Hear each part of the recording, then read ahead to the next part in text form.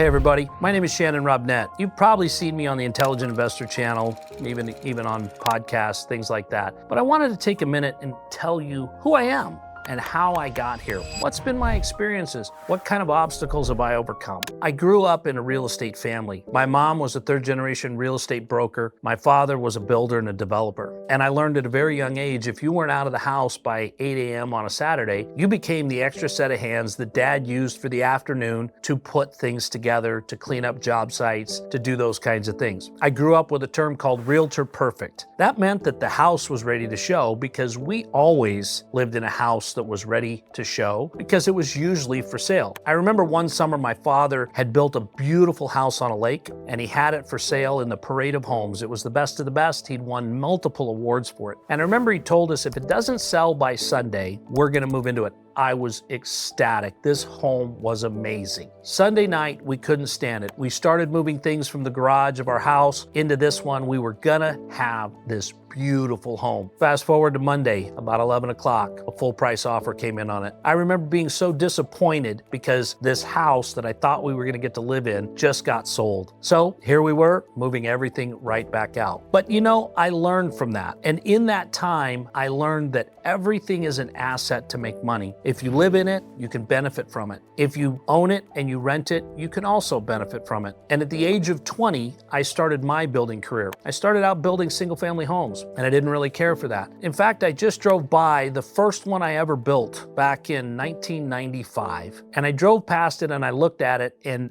that house was 1,100 and some square feet, and I sold it for $73,900, and I was thrilled. I made about 10 grand. It was great. But when we built them, we framed them. We did all the excavation. We poured the flat work. We built the cabinets. We stained and lacquered all of the interior doors and then hung those doors and the cabinets. We then painted it inside and out, did all the cleanup on it. And you could build about 3 houses a year, 4 houses a year doing that. This was a lot of work. What I wanted to do was scale a business. So shortly after that, I went to work for my dad for a little bit, got a little bit more familiar with the commercial side of things. We built a Garden City police station, a fire station as well. We did a couple of office buildings. And in that year, I learned a lot. And I went back out on my own in 1997. I started my company with one $480,000 contract. And I remember that was a big deal, starting my company, being out on my own. And it was really that time in my life that I saw where things were in the world, how things came together. And I saw that I was doing a lot of work and I was making good money. But the thing that was starting to stand out to me is every time I did a fantastic job and we delivered the project on time, under budget, the owner of the business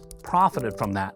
He moved his company in, he leased it out, he did his business plan. And I, because of my great work, now found myself unemployed. It was at that time, it was about 2001. I built a pair of buildings for my parents. They moved tenants in and I thought, man, this is a really good thing. They had buildings all over town, but I saw that they were retired at 50 years old. So following in their footsteps in 2001, I built my first pair of industrial buildings. They were 2 9,800 square foot buildings. I built them, I filled them. I had to sell one off. I kept the other one for a while. But the reality is I drove by those buildings just last year. And guess what? One of the original tenants, actually 2 of the original tenants are still in the building 24 years later. These guys have sat there and literally paid it off. One of them makes gelato ice cream. I mean, you're not gonna move out of a building when you've got an 18 by 24 walk-in freezer. But the reality is that is mailbox money, and that's what I knew I wanted. And in 2001, I really began that journey. Went through some difficulties in 2008, like everybody did, but came out the other side with an even greater burning desire for me to be able to create that reality for myself, that I could walk away from the daily grind and the daily 9 to 5 and have something that paid me every single month, and it kept up with inflation. So I began that journey. I partnered with a doctor here, a real estate investor there. We did several deals and we made good money, but then the deals began to get bigger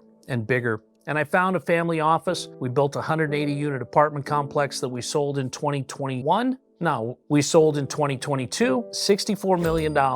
was what that sold for, and I was hooked. From there, I realized that I could not rely on a single source for that capital. So I began doing what was called syndication. And I started working with a gentleman. Our paths had crossed through a myriad of different things, and he came from the movie industry. He had helped syndicate capital for movies, and he taught me how to put the capital stack together, how to bring in different investors at different times, and how they would get paid based on the performance of the asset. Well, I used that to start solving my problems. And in 2018, I raised about $1.5 million. That was a huge raise, and it took me about 8 months to do. We built a small apartment complex, we sold it, everybody made money. I knew that this is what I needed to do to provide capital for the ventures that I had. The pipeline of 25 years in the business was very robust with deals and things we could do. Fast forward again, here we are in 2024. We've raised over $75 million.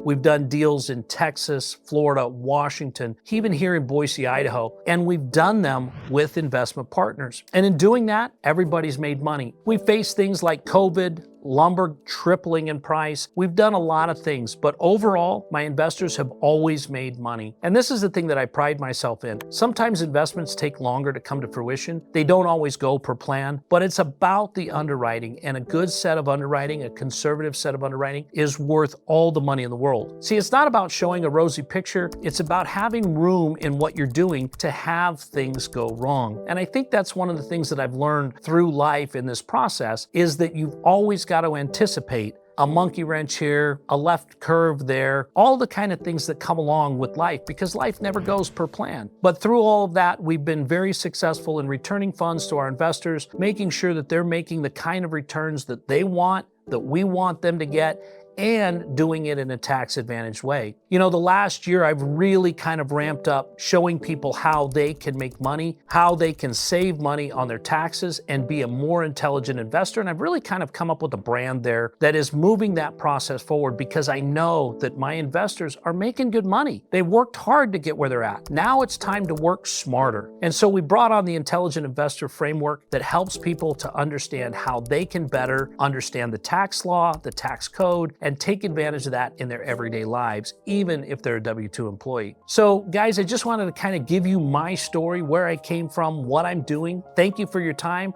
I appreciate it. And we'll see you here on this channel and others at The Intelligent Investor.